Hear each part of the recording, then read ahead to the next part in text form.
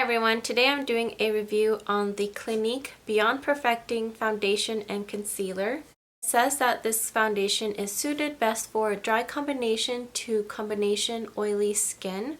I have it in the shade 1 Linen. This shade is still a little bit too dark for me. The finish of the foundation is very natural, but since it's such high coverage, it does not look natural. It's very flawless. I like that you have control with the applicator. You can control how much product you put on your face. This is very orange on me, so I'm going to have to mix it with my NYX Pro foundation mixer in white. The foundation oxidizes, it becomes darker, more of a deeper orange shade. As always, I'm going to show you a close-up of my skin. You can see that I have maybe like medium-sized pores, not too large. I have a lot of discoloration, redness, sunspots, freckles. Foundation mixer on the back of my hand. Let's do like whiskers or something, I don't know. 1, 2, 3. One little merp. I'm going to apply the NYX white mixer on top. So I'm going to just start mixing everything. You see how much coverage that already provided? I'm scared. So I'm going to try to shear that out. It does look like you have makeup on. Because it's so high coverage, I feel like I'm wearing a mask. It's very easy to blend out on your skin. Here we have our bare face, then half of our face done. Now let's get a close-up so we can see the textures of my skin and see how well it blurred my pores and evened out my skin tone. You can see a significant difference on my forehead, the coverage that it provided. It's completely evened out my skin tone.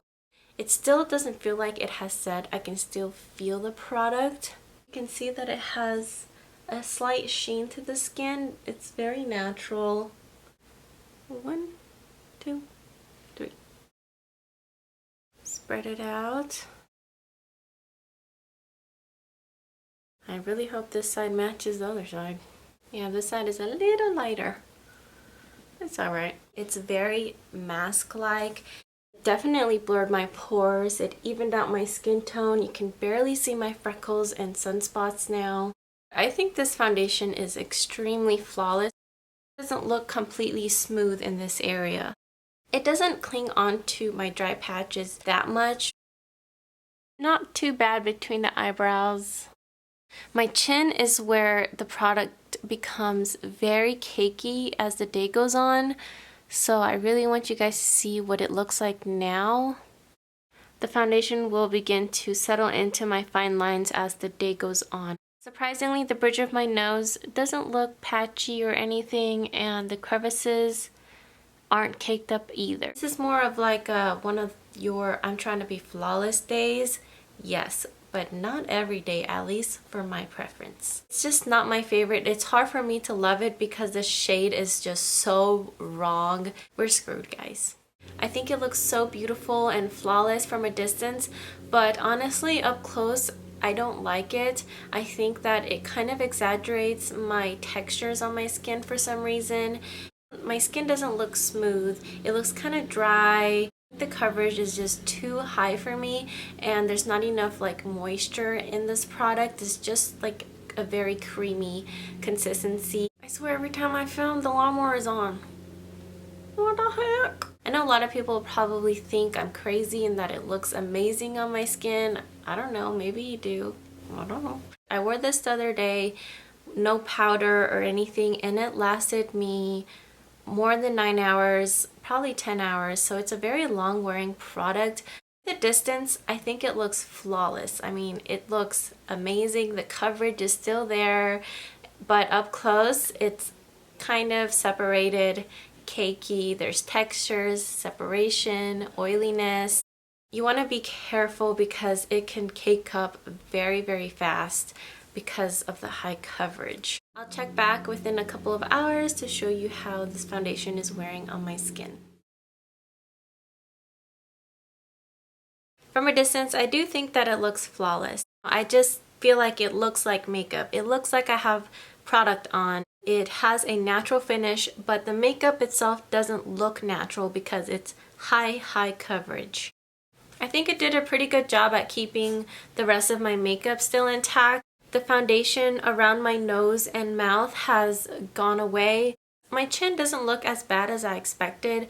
Maybe it's because I stayed indoors most of the day. But the other day, you guys saw that it looked very, very cakey. Already kind of worn off around my fine lines, so you can't really see that it has settled, but I can still see like a little bit. I still feel the coverage is there, you know, my skin still looks even.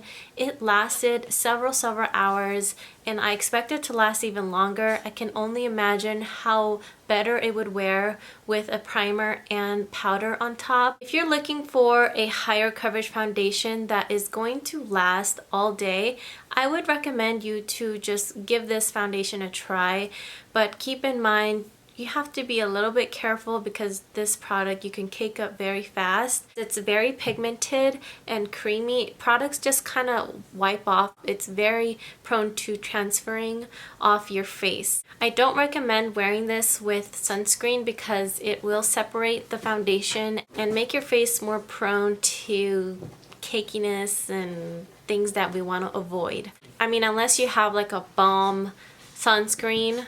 I thought I did, but it's still separated using it. I mean, it's a good foundation. It's just not for me. It's too high coverage. It's just too much, and I don't like applying a mask on my face. Yes, I could just apply it like in a center and spread it out, but because it's so pigmented, it's really hard to just apply a little bit. You end up having to apply it everywhere because, oh my god, my dog is crazy.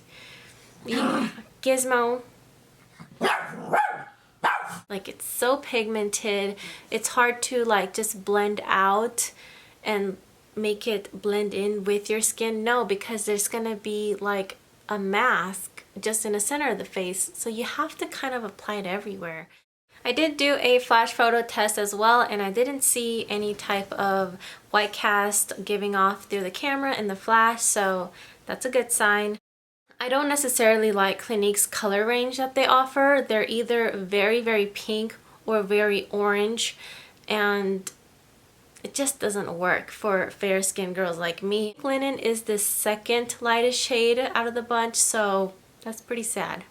The second lightest, not good. It's a good foundation. It's just not for me. But if you have any other specific questions, please make sure to leave it in the comments below and I'll try to answer that. Or maybe someone else that knows a little bit about this foundation can help me out. Thank you. Hope you guys found this video helpful, and I'll see you guys next time. Bye.